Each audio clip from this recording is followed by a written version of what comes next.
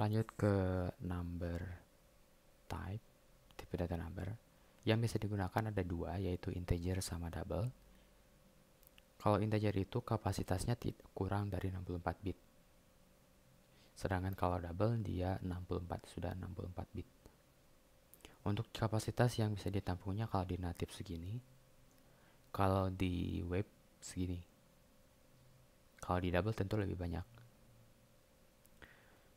Di sini ada tipe tambahan itu disebut dengan num, di mana integer dan double ini adalah subtipenya. Jadi num dia bisa integer, bisa double. Lebih dynamic lagi, lebih dinamis. Di sini ada contoh dalam penggunaan number. Integer ada bilangan bulat, jadi dia tidak bisa menampung angka number yang ada komanya, yang ada desimal, gak bisa. Kita ketik integer misalkan. Nah, contohnya ada int x. Kalau kita print x,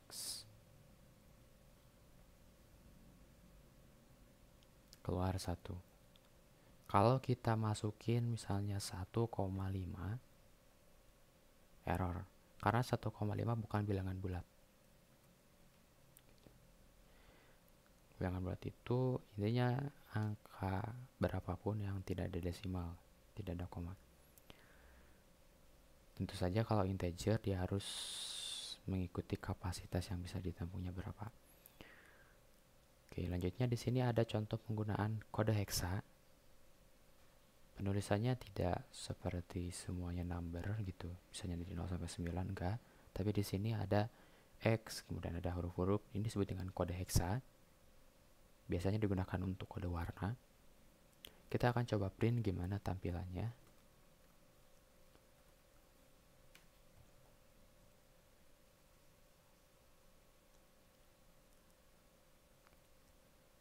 Di kode, kita buatnya berupa kode, tapi ketika di print dia menjadi kumpulan integer 3735928559. Jadi data kode yang ada di sini di-convert menjadi integer untuk kode hexa. Jadi tidak dalam inisialisasi itu tidak angka saja yang bisa kita masukkan, kita juga bisa memasukkan huruf kayak gini. Tentu mengikuti aturannya, kalau hexa berarti 0x dulu baru kodenya.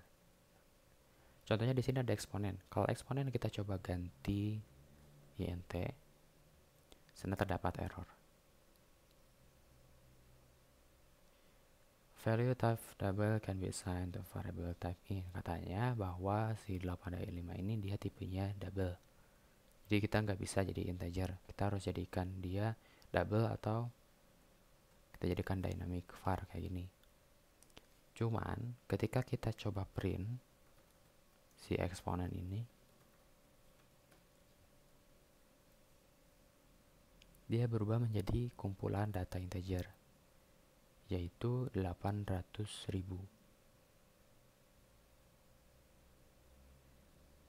Jadi ada kalanya yang kita masukkan ke variabel itu bukan jenisnya tipe data number, tapi data tertentu. Ketika di print dia menjadi integer. Contohnya kayak gini, gitu. Contoh lain yang integer itu misalnya kayak 78, 90, apapun itu asalkan jangan desimal.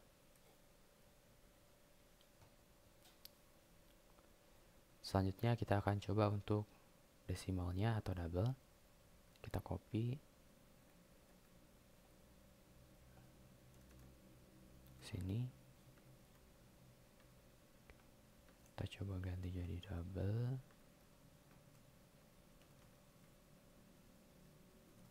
Print y, print eksponen running 11.142.000.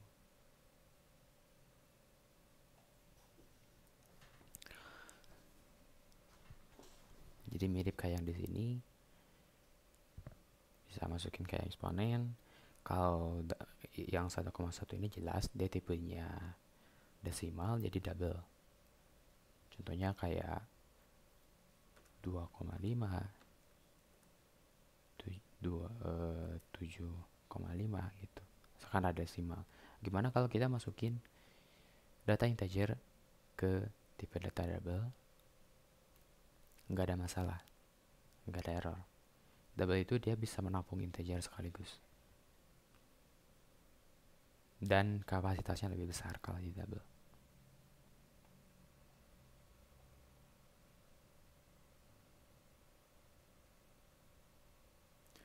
Kemudian selanjutnya ada 6 di sini. Kita coba 6. 6 ini dia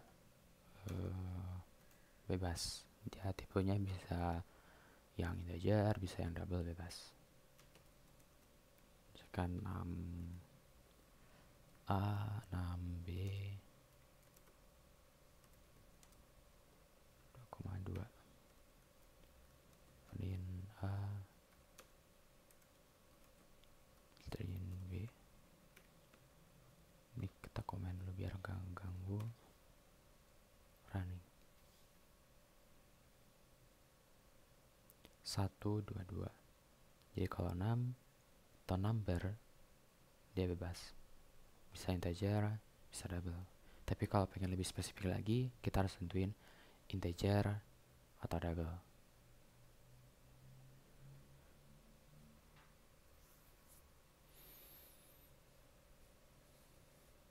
Kemudian di sini ada beberapa fungsi yang bisa kita gunakan yang ada di dalam number berkaitan dengan tipe data yang lain. Contohnya adalah seperti ini, perubahan string ke integer, string ke double, dan lain sebagainya. Kita coba aja. Copy. Ini hapus aja. Stay.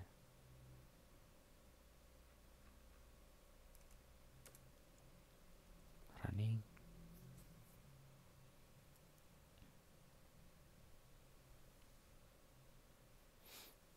Nah, di sini nggak ada contoh ngeprintnya ya, kita cuma ngecek aja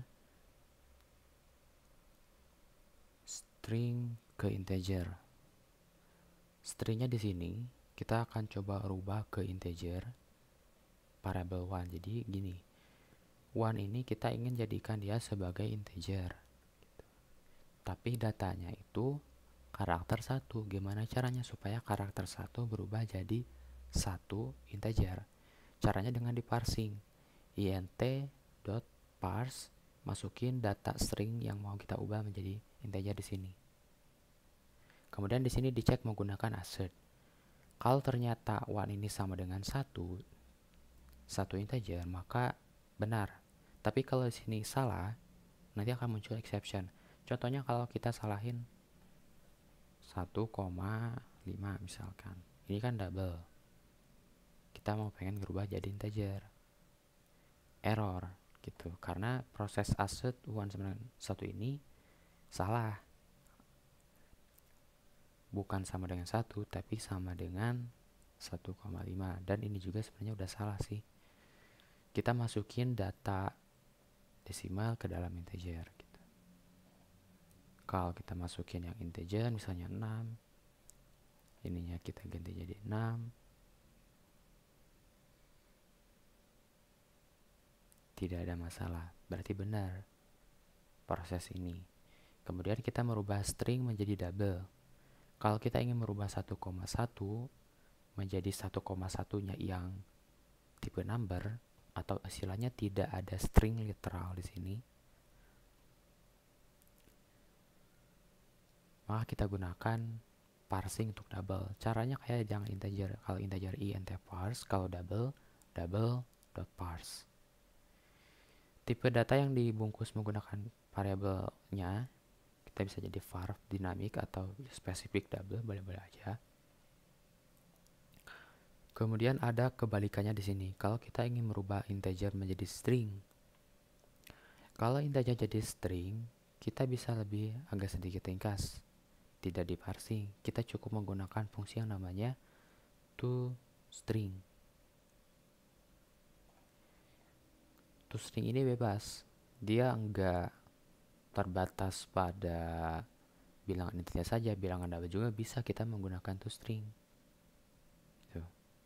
Contohnya gini, kita ingin merubah ini jadi toString. Ini kita coba ganti jadi print aja. Print 1, print point 1.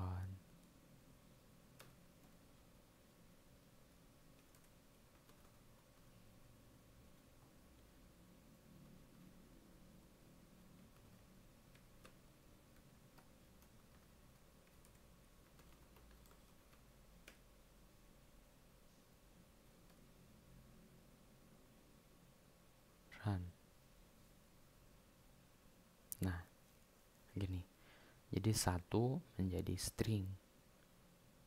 Ini 1 udah menjadi string. Kemudian yang untuk double juga kita bisa menggunakan mesin toString. toString juga bisa digunakan untuk selain integer dan double, contohnya kayak boolean, kayak tipe data itu bisa. Kalau di double ada satu fungsi yang namanya kayak yang barusan toString xfix.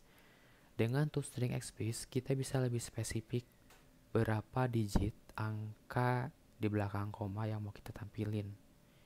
Di sini kan kita tampilin semuanya karena tadi menggunakan toString. Kita bisa dibatasi mau berapa angka di belakang komanya. Misalnya mau 2, kita masukin 2 di sini. Kemudian run. Maka yang tampil itu cuma 3,14 aja. Kalau kita mau nampilin 3 angka di belakang koma, ya kita masukin 3 di sini. 3,14. Seperti itu. Sebenarnya masih banyak lagi nanti di sini fungsi-fungsinya itu yang bisa dipakai di tipe data string gitu. Cuman untuk basicnya seperti ini.